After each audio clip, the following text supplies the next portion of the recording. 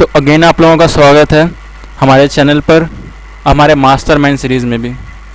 हमने last time 68 number का question किया था, अब हम लोग 69 से शुरू करेंगे। ठीक है, 69 जो क्वेश्चन है उसमें भी एक बॉक्सेस वाला क्वेश्चन दिया हुआ है, बॉक्सेस बनाकर उसके रिगार्डिंग क्वेश्चन पूछा हुआ है। अब मोस्ट ऑफ लोगों को इसके आंसर नहीं पता होंगे, क्योंकि भाई तीन चीज़ें, आर्मी, एयरफोर्स, नेवी, तीनों के हेड के बारे में पूछा हुआ है। ठीक है, कि हाँ आर्मी में अगर ये है तो एयरफोर्स में कौन है और नेवी में उसी सेम पोस्ट पर कौन है। ठीक है, इसका आइडिया मोस्ट ऑफ लोग या एटलीस्ट 90% लोगों को इसका आइडिया नहीं होगा। तो मैं आपको बोलता हूँ कि ऐसे अगर क्वेश्चंस दिखें जो आपको ऐसा लगे कि ये अप्रोच करना मुश्किल है तो आप उनको लीव कर सकते हो, या आपको अप्रोच करना ही है तो आप N-2 अप्रोच लगाओ। यहाँ पर अगर आप N-2 अप्रोच लगाते हो तो आप इन दोनों में से कोई एक चूज़ करोगे जो कि इनकरेक्ट हो जाएगा, इसलिए यहाँ पर लॉजिक इनकरेक्ट हो जाता है। नॉलेज बेस्ड ये क्वेश्चन है, अगर आपको आता है दैन वेल इन गुड, नहीं आता है तो ऐसे क्वेश्चंस को छोड़ दो। एग्जाम में कुछ क्वेश्चन डिजाइन इसलिए किए जाते हैं ताकि आप उनको छोड़ दो। मैं बाकी लोगों की तरह नहीं हूँ जो आपको बोले कह रहे नहीं हर एक क्वेश्चन अटैम्प्ट करो, ये पॉसिबल है, ये पॉसिबल नहीं है। एग्ज़ाम प्रेशर में बहुत सारी चीज़ें ऐसी होती हैं जो लीव करने के लिए बनी हुई होती हैं, ना कि खुद पे प्रेशर डालने के लिए बनी होती है। 69 पे अगर आप ज़्यादा दिमाग लगाओगे तो आपके ऊपर खुद प्रेशर क्रिएट होगा, इसलिए आप इसको लीव कर दो ताकि आप अपने अटेम्प्ट में मैक्सिमम आउटपुट को क्रिएट कर सको। या आप लीव नहीं करना चाहते हो तो एच लिख दो, होल्ड पे रखो। अगर लास्ट में आपके पास टाइम बचा देन डू इट, और नहीं बचा तो बस नहीं हुआ, कोई बात नहीं। ठीक है, देन 78 क्वेश्चन की तरफ चले। 78 क्वेश्चन में नॉर्थ ईस्टर्न काउंसिल्स के मेंबर्स के बारे में पूछा गया था। ठीक है, वही पर्टिकुलरली अमेंडमेंट में, कि पर्टिकुलरली जो NEC का अमेंडमेंट हुआ था 2002 में, उसमें मेंबर थे कि नहीं थे, तो जो बहुत ज़्यादा स्पेसिफिक क्वेश्चन बन जाता है इससे। ठीक है, हाउएवर जो होम मिनिस्टर होता है वो भी नॉर्थ ईस्टर्न काउंसिल का मेंबर होता है, but he is not the member, he is the chairman of the particular council. So तो आप उनको मेंबर में काउंट नहीं कर सकते। क्वेश्चन में मेंबर के बारे में पूछा हुआ है, ना कि चेयरमैन के बारे में। अब बहुत लोग ये देखकर कंफ्यूज हो गए थे, उन्होंने सभी को लगाया था 1 2 3 4 सब होते हैं। ये सबको सब होते हैं, बट होम मिनिस्टर उसका मेंबर नहीं होता, वो चेयरमैन होता है। Okay, you have to take this note out. 71 की तरफ चले। 71 में पूछा गया था कि कितनी बार डिलिमिटेशन कमीशन को कॉन्स्टिट्यूट किया गया है। अब ये चीज़ प्योरली नॉलेज बेस्ड है, आप इसमें अंदाज़ा नहीं लगा सकते, आप गेस नहीं कर सकते, ना ही आप लॉजिक लगा सकते। ये प्योरली नॉलेज बेस्ड है। आपको आपका जो स्टैटिक पोर्शन है उसको थोड़ा मजबूत करेंगे तो आपको आइडिया लग जाएगा ये क्या है। ठीक है, अगर आपको आइडिया है तो अटेम्प्ट करो, नहीं आइडिया है तो होल्ड पे रखो। आप रैंडमली कोई भी एक नंबर अंधाधुंध नहीं चूज़ कर सकते, आप होल्ड पे रखो कि अगर at the end of the paper मुझे अगर मेरा दिमाग चला, मुझे याद आया तो ठीक है, नहीं आया तो मैं इस क्वेश्चन में से 0.67 नंबर घर लेके जाऊंगा, क्योंकि अगर मैं इसे अटेम्प्ट करता हूँ और ये गलत होते हैं तो मुझे माइनस 0.67 की पेनल्टी लगेगी। तो इससे अच्छा मैं प्लस 0.67 घर लेके जाऊंगा, क्योंकि मोस्ट प्रोबेबली 1 2 3 इसमें से 4 चूज़ करना वो 25 प्रोबेबिलिटी का केस हो जाता है, जो बहुत मुश्किल हो जाता है अगर आपको नहीं पता है ये चीज़ तो। ठीक है, 1952 में, 1962 में, 72 में और 2002 में, इन सब्सिक्वेंट ईयर्स में जो हमारे डिलिमिटेशन कमीशन था उसको फॉर्म किया गया था, यानी टोटल अब तक 4 बार हो चुका है। ठीक है, नेक्स्ट क्वेश्चन की तरफ चले। नेक्स्ट क्वेश्चन 71st अमेंडमेंट के बारे में पूछा है कि 71st जो अमेंडमेंट था उसमें 8th शेड्यूल में कौन सी लैंग्वेजेस को इंक्लूड किया गया था। ठीक है, इस पर्टिकुलर अमेंडमेंट में कोंकणी, मणिपुरी और नेपाली इन तीनों लैंग्वेजेस को यूज़ किया गया था। मैथिली को 92nd अमेंडमेंट में ऐड किया गया था। आप ये भी हालांकि बहुत ज़्यादा सब्सिक्वेंटली नॉलेज बेस्ड है, आप इसमें कोई ट्रिक या तुक्का या लॉजिक नहीं लगा सकते।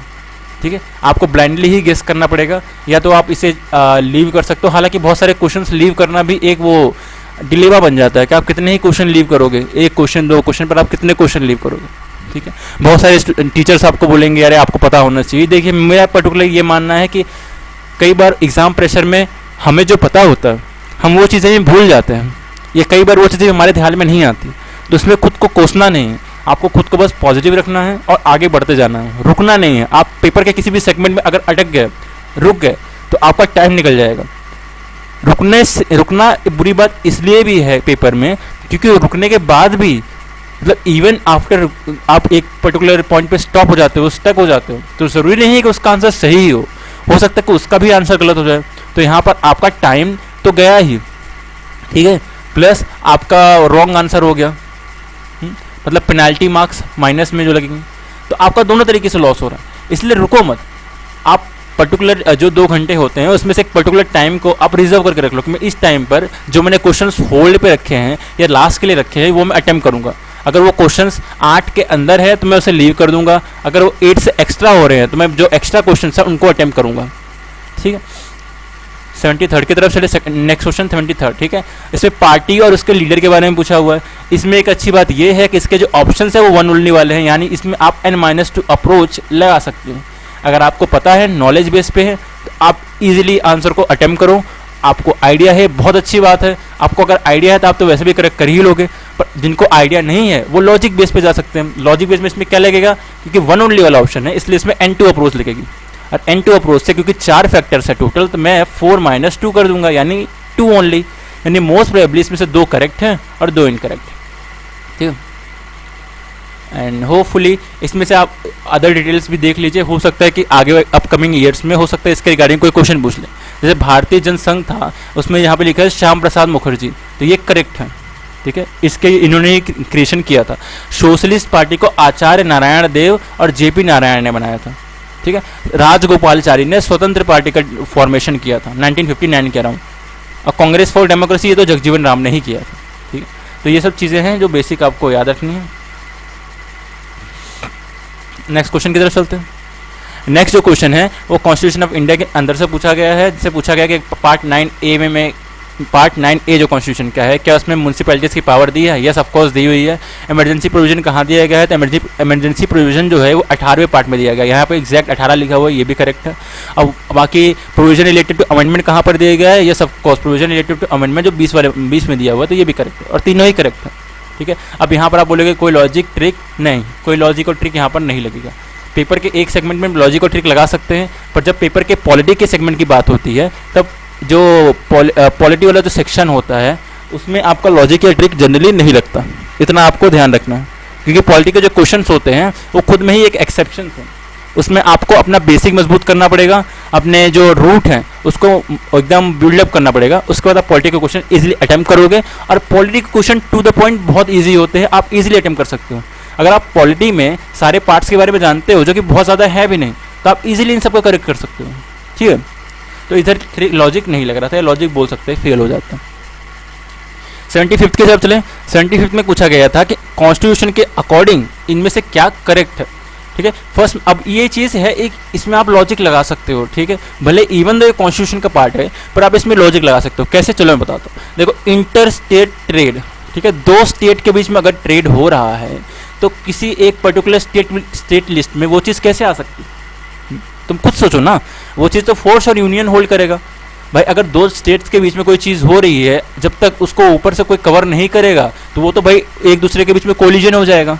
इसलिए यूनियन के अंदर में जो इंटर स्टेट ट्रेड होता है, इंटर स्टेट माइग्रेशन होता है, ये सब यूनियन के अंदर में आता है। ठीक है, तो ये आपको आइडिया लगना चाहिए।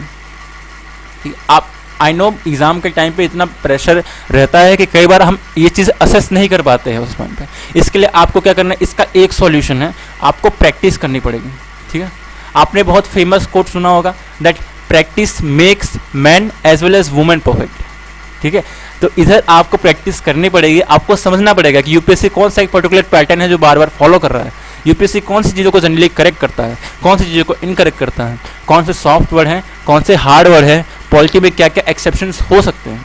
इसके अकॉर्डिंग आप चीज़ों को अटेम्प्ट करो, उसके अकॉर्डिंगली अपनी अप्रोच, अलग से अप्रोच तैयार करो कि मेरी क्या अप्रोच होगी। ठीक है, इस पर्टिकुलर क्वेश्चन में मैंने जैसा मैंने बताया कि इंटर स्टेट जो है, ये जो सब्जेक्ट है खुद में ही 2 स्टेट्स के बीच में हो रहा है, इसलिए इसके ऊपर कोई होल्डिंग अथॉरिटी होनी चाहिए जो यूनियन होगा, ताकि इन दोनों के बीच में कॉन्फ्लिक्ट या कोलिजन ना हो। ठीक है, अब क्योंकि पहला तो इंटर स्टेट, भले इंटर स्टेट ट्रेड हो या माइग्रेशन हो, दोनों आते तो एक ही सॉफ्ट कैटेगरी में है, इसीलिए दोनों ही यहाँ पर आउट हो जाएंगे। बचेगा आपका 2 शब्द, एक तो इंटर स्टेट क्वारंटाइन हो गया और एक हो गया कॉपरेशन टैक्स। अब तुम बोलोगे ऊपर वाले इनकरेक्ट कर दे, इसको भी इनकरेक्ट कर देता हूँ। नहीं बाबू नहीं, यहाँ पर भी इंटर स्टेट लिखा हुआ है, लेकिन यहाँ पर यूनियन लिखा हुआ है। अगर तुम इसको पढ़ लेते तुम सीधा करेक्ट कर देते। अब जैसा मैंने ऊपर अप्रोच लगाया कि अगर 2 स्टेट्स के बीच की बात है, जब तक यूनियन इंटर नहीं करेगा तो हो जाएगा कोलिजन। वही चीज़ यहाँ पर है कि इंटर स्टेट जो क्वारंटाइन होता है यूनियन के अंदर में, तो करेक्ट तो है कि जो इंटर स्टेट क्वारंटाइन का जो सिस्टम होता है यूनियन के अंडर में होता है, करेक्ट है। ठीक है, तो इसीलिए अपने दिमाग को काम रखो, जितनी ज़्यादा हो सके उतनी ज़्यादा प्रैक्टिस करो और कोशिश करो कि अपने अटेम्प्ट को मैक्सिमाइज कर सको। नेक्स्ट चीज़ 76।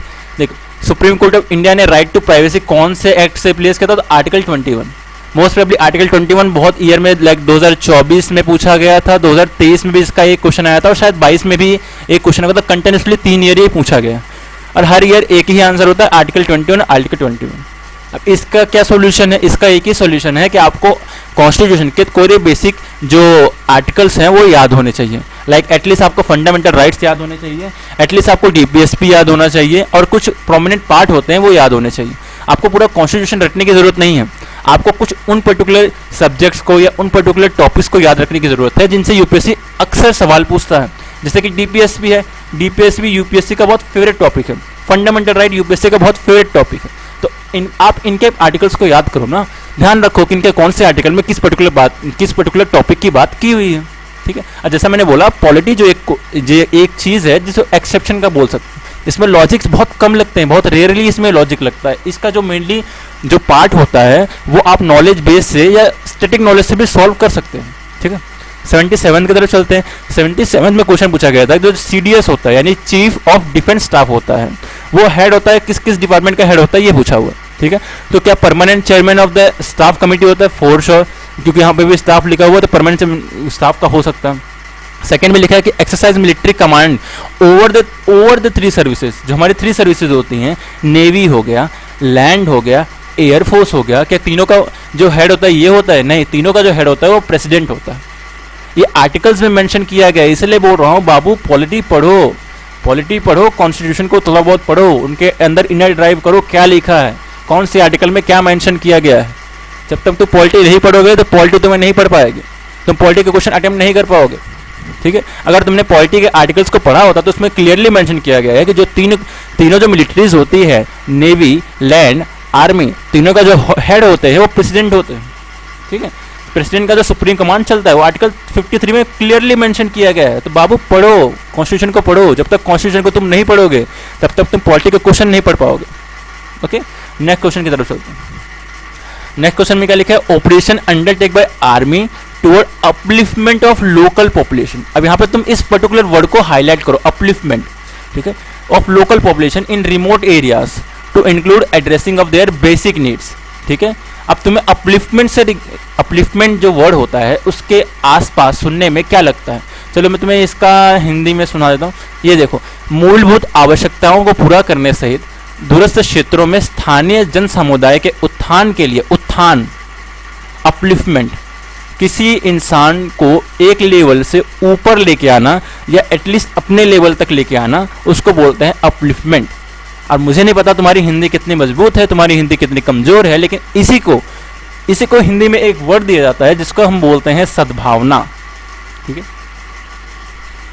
मदद, मैत्री, ये सब कॉमन है, उसके आसपास है। संकल्प आसपास भी नहीं है। संकल्प होता है कि मैंने कोई प्रण ले लिया या कोई एक पर्टिकुलर मैंने प्रॉमिस किया, उसको बोलते हैं संकल्प, ठीक है। जो मोटिव बनाते हैं हम लोग उसको संकल्प बोलते हैं। संकल्प तो आसपास भी नहीं, नॉट इवन क्लोज, ठीक है। संकल्प कहाँ हुआ था? संकल्प जो है गल्फ ऑफ ओमान और पर्शियन गल्फ में रिगार्डिंग जो एंटी पायरेसी जो स्क्वाड होती है उसको ऑपरेशन संकल्प कहा जाता है।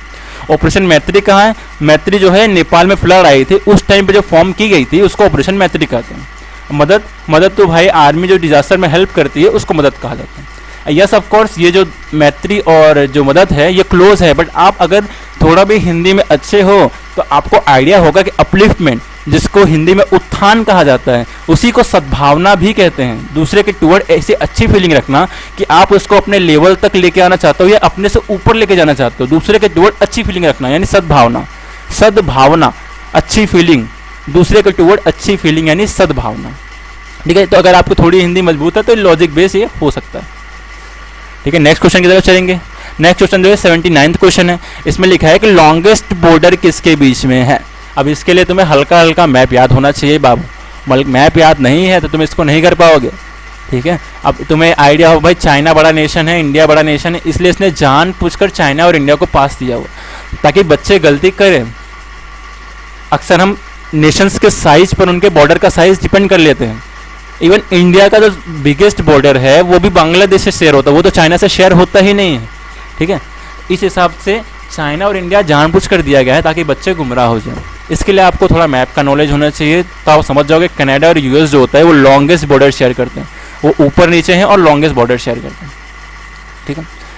आई नो ये वाला लॉजिक से सॉल्व नहीं हो सकता, इसमें आपको थोड़ा स्टैटिक का नॉलेज और थोड़ा मैप का नॉलेज होना चाहिए। ये बेसिक है, बहुत बेसिक मैप का नॉलेज है जो आइडिया आपको होना चाहिए। आप कई बार अगर फ्री बैठे रहते हो या कई बार आपके पास अगर टाइम रहता है तो आप ग्लोब को घुमाओ, अटेम्प्ट करो कि कौन सा नेशन कहाँ पर है, कौन सी नेशन कौन सी बोर्डिंग लगती है। मिलते हैं अगले वीडियो में।